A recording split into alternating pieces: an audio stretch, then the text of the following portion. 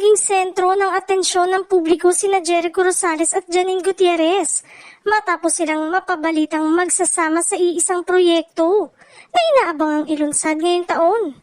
Ayon sa mga ulat sa entertainment circles, positibo ang naging unang reaksyon ng fans sa posibilidad ng kanilang tambalan.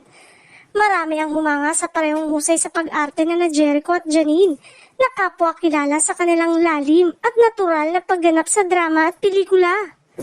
Bagamat tikumpa ang bibig ng dalawang artista pagdating sa detalye ng proyekto, ibinahagi ni Jericho sa isang panayam na masaya siyang makatrabaho ang mga aktres na may dedikasyon at profesionalismo.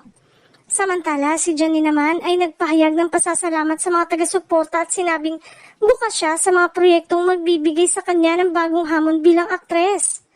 Dahil dito, mas lalong tumindi ang pananabik ng publiko sa opisyal na anunsyo mula sa kanilang pamunuan. Patunay umano ito na patuloy pa rin namamayagpag ang kalidad ng lokal na showbiz, lalo na kapag pinagsama ang mga veteranong artista at ang mga bagong henerasyon ng mahuhusay na performer.